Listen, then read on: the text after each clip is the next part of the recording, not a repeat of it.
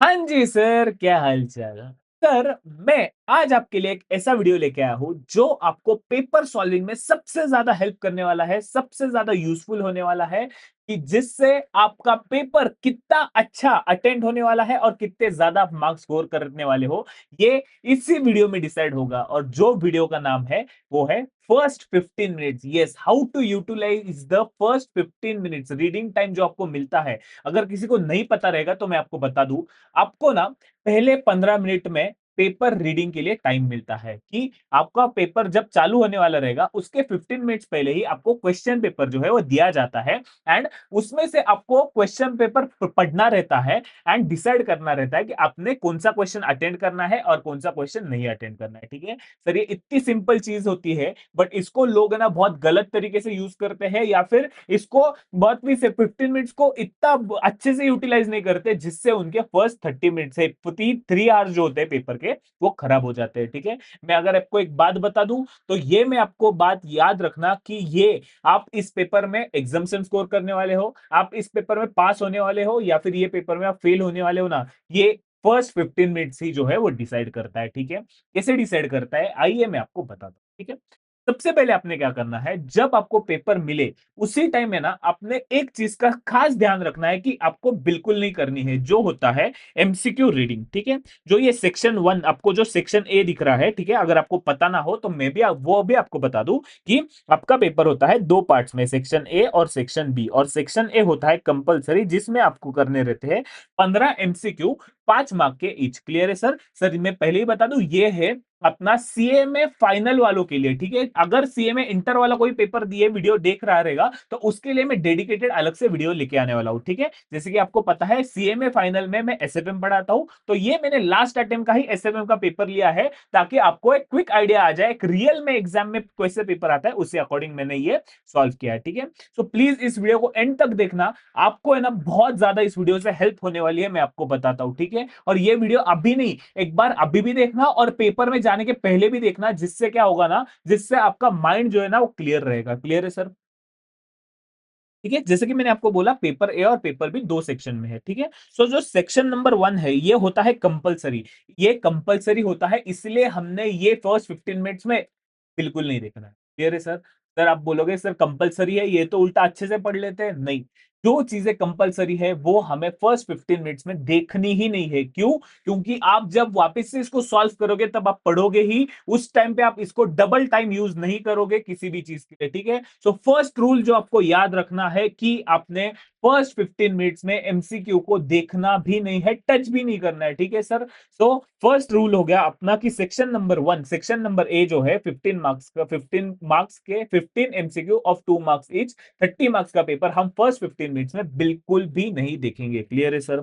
उसके बाद हम क्या करेंगे, क्वेश्चन नंबर 2 से स्टार्ट करेंगे। ठीक है सर, आपको हमें तो पता है कि क्वेश्चन नंबर 2 में कौन से क्वेश्चन से कौन सा क्वेश्चन कहां से आता है, हमें पता है क्वेश्चन नंबर 2 आता है हमेशा इन्वेस्टमेंट डिसीजन से। बट सर मैं आपको एक बता दूं, ये कभी भी ना एक रिटर्न रूल नहीं है। ठीक है, ये आज तक चलते हुए आया हुआ ट्रेंड है। ठीक है, सो प्लीज एक ये गलती मत करना। ठीक है, किसी ने उस हिसाब से पढ़ाई की रहेगी तो मैं अकॉर्डिंगली उनको भी बता दूंगा कि जिन्होंने ऑप्शन में स्टडी की है उन लोगों ने क्या करना चाहिए। बट अगर मैं आपको बता दूं कि जिसने बोला है कि क्वेश्चन नंबर 2 ए जो आता है वो इन्वेस्टमेंट डिसीजन से आता है, ठीक है, जैसे कि मैंने आपको यहाँ पे वो मेंशन भी किया हुआ है कि फॉर एग्जांपल से 2 ए मुझे पता है इन्वेस्टमेंट डिसीजन से आता है और 2 बी मुझे पता है लीजिंग से आता है। ठीक है, तो मैंने क्या किया ना, सिर्फ इन्वेस्टमेंट डिसीजन और लीजिंग पढ़ लिया और मुझे पता है कि क्वेश्चन नंबर 7 जो है ना, वो क्वेश्चन नंबर 7 हमेशा फॉरेक्स से आता है, इसलिए मैंने क्वेश्चन नंबर 7 को पूरा छोड़ दिया। ठीक है, बट अगर किसी पेपर में ऐसे हो गया कि इंस्टीट्यूट ने क्वेश्चन नंबर 2 ए को इतना डिफिकल्ट पूछ लिया कि आपने उसको अभी तक पढ़ा ही नहीं है या फिर वो सॉल्व ही नहीं हो सकता,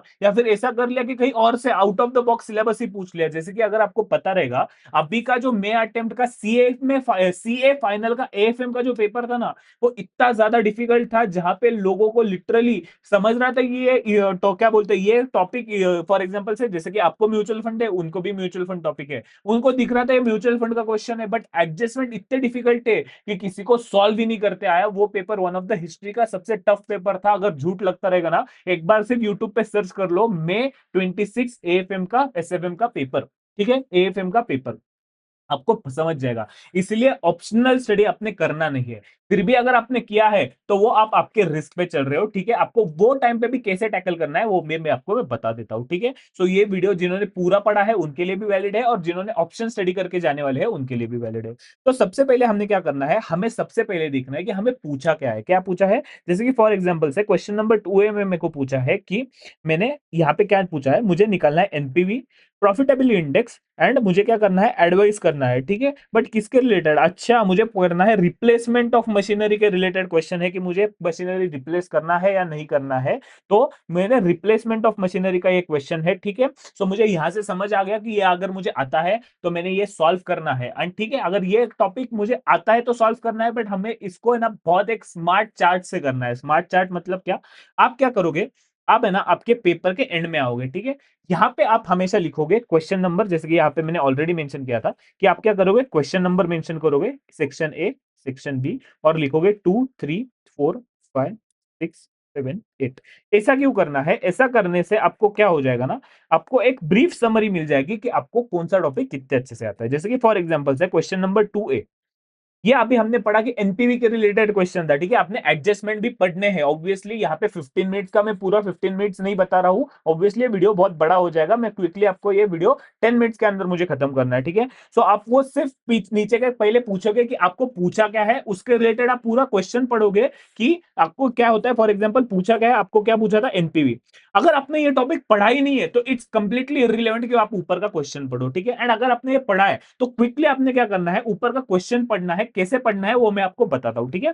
कैसे पढ़ना है प्लीज एक बार वो ध्यान से देख लीजिएगा, वो आपको बहुत ज्यादा हेल्प करेगा, ठीक है? तो मैंने देख लिया, एक बार मैं यहाँ पे पीछे के टॉपिक से दिखा दूं कि यहाँ पे मैंने देख लिया कि ये मुझे क्वेश्चन बहुत अच्छे से आता है 2A, तो मैंने इसको 3 स्टार मार्क कर लिया। 3 स्टार मतलब क्या? ये मैं अटेंड करूंगा ही करूंगा, ठीक है? और मैंने क्वेश्चन नंबर 2B भी देखा तो मुझे पता चला कि ये भी मुझे आता है, बट इतने अच्छे से नहीं आता है, मैंने इसको दिया 2 स्टार, ठीक है? सिमिलरली क्वेश्चन नंबर 3 जो रहेगा, तो क्वेश्चन नंबर 3 भी मुझे 3 स्टार आता है, ये भी मुझे बहुत अच्छे से आता है, ये भी मुझे बहुत अच्छे से आता है, ठीक है? क्वेश्चन नंबर 4A क्या है, 4A भी मुझे 3 स्टार आता है, बट 4 भी मुझे आता ही नहीं है, तो यहाँ पे मैं क्रॉस कर लूंगा। क्वेश्चन नंबर 7 मैंने पूरा का पूरा ऑप्शन में छोड़ा है, तो इधर भी मैं क्रॉस कर लूंगा। ये मुझे 2 स्टार आता है, ये मुझे 2 स्टार आता है, ठीक है? और क्वेश्चन नंबर 8 भी जो है वो मुझे नहीं आता, यहाँ पे 1 स्टार लिखता हूँ, 1 स्टार। सर ये आपने किया क्या, ठीक है? ये मैंने किया हर एक क्वेश्चन का मार्किंग। हर एक क्वेश्चन का मार्किंग मतलब मैंने देखा कि मुझे कौन सा क्वेश्चन कितना अच्छे से आता है, ठीक है? जैसे कि फॉर एग्जांपल से मुझे क्वेश्चन नंबर 3 जो है वो ए भी अच्छे से आता है, बी भी अच्छे से आता है, तो मैंने यहाँ पे लिखा कि ये मैं इसको फर्स्ट अटेम्प्ट करूंगा, ठीक है? इससे होगा क्या, आपका इंप्रेशन है ना बहुत अच्छे से सॉल्व हो जाएगा, ठीक है? फिर मैंने डिसाइड किया कि मुझे यहाँ पे ये क्वेश्चन सेकंड इधर 5 स्टार मिले, तो मैं इसको सेकंड अटेम्प्ट करूंगा, ठीक है? ये क्वेश्चन मुझे आता नहीं है, तो ये दो क्वेश्चन जो है मैं ऑप्शन में छोड़ दूंगा, ठीक है? यहाँ पे भले मुझे क्वेश्चन नंबर पार्ट 2 नहीं आता है, बट पार्ट 1 तो आता है ना, बट इसलिए मैं इसको एंड में सॉल्व करूंगा, ठीक है? और इसके साथ साथ ऑब्वियसली ये तो मैं पूरा ब्लैंक तो छोड़ूंगा नहीं, कुछ तो मैंने पढ़ा रहेगा, कुछ तो अटेंड करने का कोशिश करूंगा। फिर मैं ये थर्ड अटेंड करूंगा, ये फोर्थ अटेंड करूंगा, और ये मैं फिफ्थ अटेंड करूंगा, ठीक है? तो इससे क्या होता है, अपना सीक्वेंस डिसाइड होता है, ठीक है? और इससे क्या होगा, अगर अब बाय चांस पेपर बहुत ज्यादा लेंदी भी रहेगा तो आपका क्या छूटेगा, आपका ये छूटेगा, ठीक है? तो बट अपने जो अभी तक बाकी तो जो सब आपका आता रहेगा, आप उसको अच्छे से अटेंड करोगे, ठीक है? तो ये होता है आपका सीक्वेंस कि आपने किस सीक्वेंस में पेपर अटेंड करना है। मैं फर्स्ट क्वेश्चन नंबर 3 करूंगा, फिर 2A करूंगा, फिर अपना क्वेश्चन नंबर 5 करूंगा, रिस्पेक्टिवली जैसे भी आपने मार्किंग की रहेगी, ठीक है? और इससे एक और क्या चीज हो गई कि मुझे यहाँ पे मैं पैनिक नहीं हो गया कि मुझे भाई ये वाला पार्ट नहीं आ रहा है। फिर भी यहाँ से समरी से मुझे क्या पता चल गया, भाई मुझे पर्टिकुलर सिर्फ 7 मार्क का पेपर नहीं आ रहा है, बट मुझे बाकी का 93 मार्क्स का तो पेपर आ रहा है ना। ऑब्वियसली मैं यहाँ पे एमसीक्यू को एक्सक्लूड कर रहा हूँ, -30 कर दीजिए आपको यहाँ पे अगर देखना भी रहेगा तो, ठीक है? बट मेरा लॉजिक समझो, इसका क्या है कि यहां से क्या होगा ना, आप पैनिक नहीं करोगे। वरना आपने क्या किया रहता, सिर्फ पैनिक किया रहता कि भाई मुझे ये वाला पार्ट इतने अच्छे से आता है, बट ये पार्ट नहीं आ रहा, मेरे 7 मार्क्स चले गए, एंड आपका पूरा फोकस इस 7 मार्क्स पे चला गया रहता, ठीक है सर?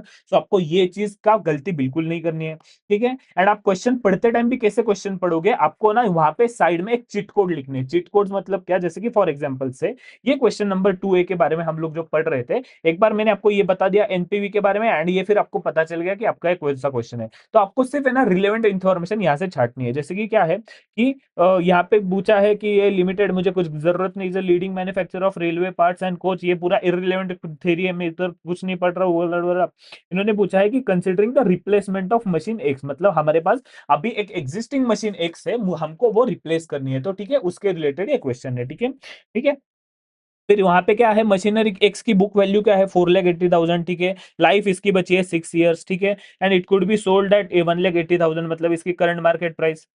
ठीक है, ये हमको कब काम आएगी, अगर हमको रिप्लेस करना है, ठीक है, ये स्क्रैप वैल्यू में हमें काम आएगी, ठीक है। सो इसके रिलेटेड हमने ये क्वेश्चन को पूरा मार्क करना है। एंड इसी तरह से अगर आप मार्किंग करते हुए चलोगे ना, जब आप वापस से क्वेश्चन सॉल्विंग में आओगे, आपको पूरा का पूरा क्वेश्चन जो है वो सॉल्व दिखेगा, एंड इतना अच्छे से आप पे ना डायरेक्टली उस टाइम पे आपका दिमाग चलेगा, भाई देख ये क्वेश्चन, ये मशीनरी है अभी, इसकी लाइफ बची है 6 इयर्स, मतलब डिप्रिसिएशन एंड वो सब आप अकॉर्डिंगली कैलकुलेट करो। अगर बेचने का रहेगा तो मुझे स्क्रैप वैल्यू ये आ जाएगी, तो मेरा ये हो जाएगा इनफ्लो। एंड ये टैक्सेशन अगर मुझे कुछ दिया रहेगा कि दिया है कि यहाँ पे टैक्सेशन, यस देखो यहाँ पे टैक्सेशन भी है, तो मेरी बुक वैल्यू इतनी है, मुझे ये बेचेगा इतने में, तो मुझे लॉस आएगा, तो मैं टैक्स सेविंग और ये सब चीजें आप इजीली क्रैक कर पाओगे। ये इतनी ज्यादा हेल्पफुल होती है, ठीक है? मतलब इट्स लाइक कि आपने ये 15 मिनट्स में पूरा पेपर है ना, एक ऐसे बोलते हैं ना ओपन बुक जैसा पेपर बना लिया, कि आपको वहां पे क्या करना है, आपको सिर्फ वहां पे कैलकुलेशन करने हैं कि भाई ये स्टेप्स है, ये कैलकुलेशन करनी है, ये मैं करके मैं पूरे मार्क्स लेके आऊंगा। एंड ये मुझे एक ट्रस्ट मी, ये एक बार आप है ना घर पे किसी क्वेश्चन में ट्राई कर लो, आपको ये बहुत ज्यादा हेल्पफुल होने वाला है। क्लियर है सर? एंड इसके बाद आपने क्या करना है, एक और चीज, अपने फर्स्ट 15 मिनट्स में आपने ये क्वेश्चन नंबर 2 से क्वेश्चन नंबर 8 पढ़ लिया ना, 2 टू 8, फिर आपने, मैं सजेस्ट करता हूँ पर्सनली, इसके रिलेटेड मैंने एक एमसीक्यू का पूरा एक वीडियो भी डाल दिया है, मैं उसकी लिंक नीचे दे दूंगा, आपको चाहिए तो वो देख लेना। बहुत ही ज्यादा हेल्पफुल वीडियो है। वहां पे मैंने बताया है कि आपने एमसीक्यू को कब अटेंड करना है, किस सीक्वेंस में अटेंड करना है, एंड सब कुछ। सो ये डेडिकेटेडली मैंने पूरे के पूरे पेपर के बारे में बताया, एंड उसमें मैंने 6 एमसीक्यू के बारे में बता दिया है। क्विकली आपको बता दूं तो मैं जो करता था, मैं पर्सनली करता था कि मैं एक बार ये 15 मिनट्स में मैंने ये मार्किंग कर लिया, तो सबसे पहले मैं एमसीक्यू खत्म कर लेता था। क्यों कर लेता था, उसके रिलेटेड मैंने वापस से अगर मैं बताने जाऊँ तो और 10 मिनट मुझे लगेंगे। सो प्लीज एक बार वो वीडियो देख लीजिएगा, 2x की स्पीड पे देख लीजिएगा, आपका काम हो जाएगा, ठीक है सर? एंड ये अगर आप स्ट्रेटेजी यूज करोगे ना फर्स्ट 15 मिनट्स का, आई विल गारंटी यू कि आपका जो है ना बूस्ट और कॉन्फिडेंस बहुत ज्यादा हो जाएगा। 15 मिनट्स में ही आपको पता चल जाएगा, आपको कॉन्फिडेंस लेवल इतना हाई हो जाएगा ना कि आप सोच नहीं सकते, आपको वो पेपर ओपन बुक की तरह फील हो जाएगा, ठीक है? और एक और चीज जो मैंने आपको बोली थी कि इंस्टीट्यूट आज तक है ना ये चीजें फॉलो करते आया है, बट इसकी कोई गारंटी है नहीं, मैं आपको पहले ही बता रहा हूं। अगर इंस्टीट्यूट ने कोई कमिट नहीं किया है कि हम लोग क्वेश्चन नंबर 6, जैसे कि फॉर एग्जांपल से ट्रेंड एनालिसिस में देखा गया है कि question number 6A and 6B हमेशा डेरिवेटिव्स के आते हैं। एक आता है एफएम व्हाट इज फ्यूचर्स का, एक आता है ऑप्शंस का, ठीक है? सिमिलरली 3B जो आता है वो आता है इक्विटी का, 4A जो आता है बॉन्ड्स का। एंड यहाँ पे आप एक बार चाहिए तो एक बार देख लो फुल स्क्रीन करके, मैंने यहाँ पे हर एक चीज मेंशन की है कि कहाँ से कौन सा क्वेश्चन आता है, ठीक है? जैसे कि 7 आता है पूरा का पूरा फॉरेक्स से, 2A आता है इन्वेस्टमेंट डिसीजन से, 2B आता है लीजिंग डिसीजन से, एंड रिस्पेक्टिवली, ठीक है?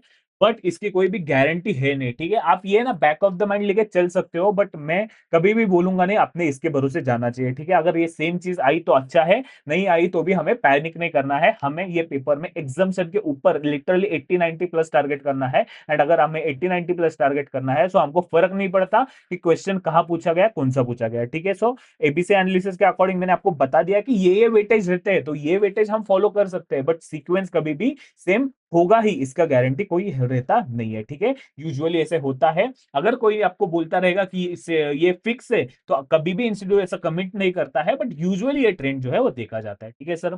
तो इसके साथ-साथ आई होप आप आपके प्रिपरेशन में और ज़्यादा मेहनत करोगे। प्लीज़ आपके लास्ट 25 दिन बचे हैं एग्ज़ाम के लिए। प्लीज़ थोड़ा-सा भी टाइम पास मत कीजिएगा। कम से कम डेली का 10 टू 12 आवर्स का आउटपुट निकालिएगा। तो मैंने उसका इफेक्टिव स्टडी का भी एक वीडियो डाला हुआ है। मैं उसको एंड स्क्रीन में ऐड कर दूँगा। एंड अगर आपको इसी रिलेटेड कोई और कंटेंट चाहिए रहेगा तो प्लीज़ नीचे कमेंट कर दीजिएगा। This was CA Utkarsh Mehta signing off over and out.